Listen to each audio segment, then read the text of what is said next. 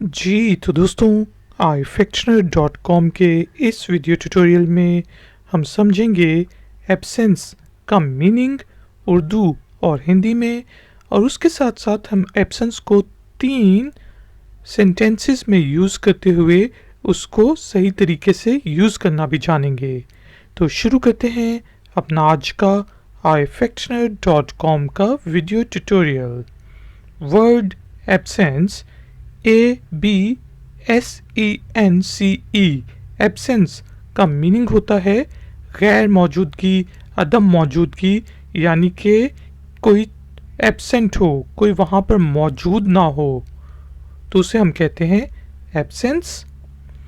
Sentences हम बना सकते हैं his absence shows that he is not serious. उसकी अदम मौजूदगी ये बताती है कि वो सीरियस नहीं है। शायद कोई बंदा क्लास में मौजूद नहीं है तो वो क्लास से एब्सेंट है, लेकिन क्या है, उसकी एब्सेंस ये शो करती है कि वो सीरियस नहीं है।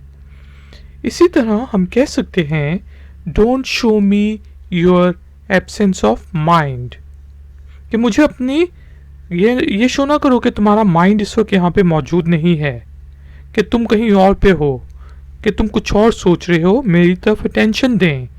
Don't show me your absence of mind. और हम ये भी कह सकते हैं ही केम इन माई एब्सेंस, वो मेरी अदम मौजूदगी में आया, वो उस वक्त आया जब मैं मौजूद नहीं था। तो वर्ड एब्सेंस का मीनिंग होता है अदम मौजूदगी, मौजूद नहीं होना।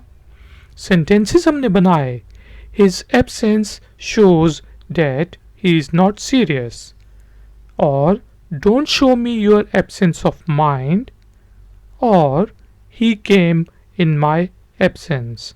तो लेडीज़ एंड जेंटलमैन, ख़वातीन और हज़रात, उम्मीद है कि आपको एब्सेंस का मीनिंग समझ आ गया होगा।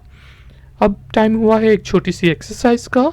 तो एक्सरसाइज के तौर पे आप एक सेंटेंस, एक जुमला जो है एब्सेंस का, लिख के नीचे कमेंट्स बॉक्स में पेस्ट कर दें, लिख दें और पोस्ट कर दें।